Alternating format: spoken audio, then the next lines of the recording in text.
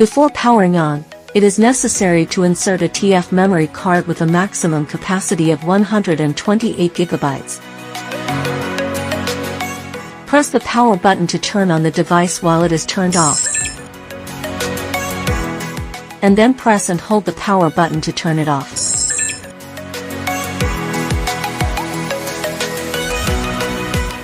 In standby mode, it is in recording mode. Press the Wi-Fi button to switch to camera mode, review mode, and review mode in sequence. Long press the Wi-Fi button to exit to standby recording mode.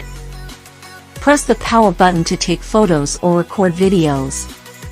At this time, the blue light flashes next to the camera. Press the power button again to stop recording. In recording mode, press the Wi-Fi button to lock the file. After locking, the recorded file will not be erased in a loop.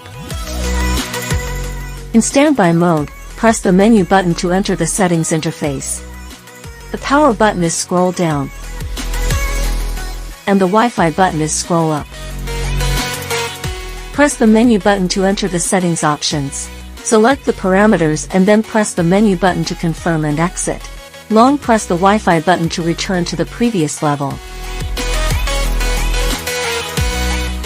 Scan the Rotatable QR code on your phone to download and install it. When the host is in standby mode, long press the Wi-Fi button to turn on Wi-Fi. Find the Wi-Fi with the name starting with S70 in the mobile Wi-Fi list and enter the password prompted by the host to connect. Open the Rotatable app and click on the camera icon on the home page to connect to the host.